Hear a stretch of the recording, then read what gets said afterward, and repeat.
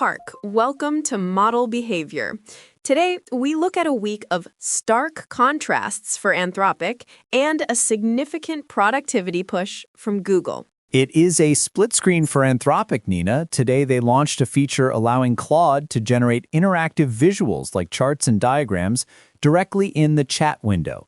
It is no longer tucked away in a side panel, which makes it feel much more like a collaborative workspace. The Verge reports these visuals are dynamic, like an interactive periodic table you can click through.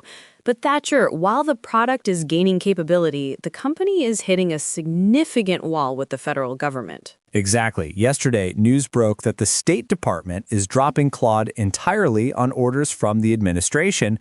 This follows the Pentagon labeling Anthropic a supply chain risk.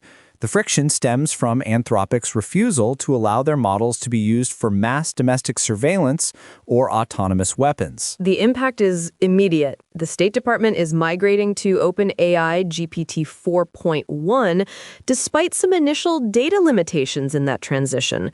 Meanwhile, the Senate recently approved Gemini, ChatGPT, and Copilot for official use, but notably excluded Claude. It raises the question of whether a firm ethical stance might cost a model provider its seat at the table in Washington.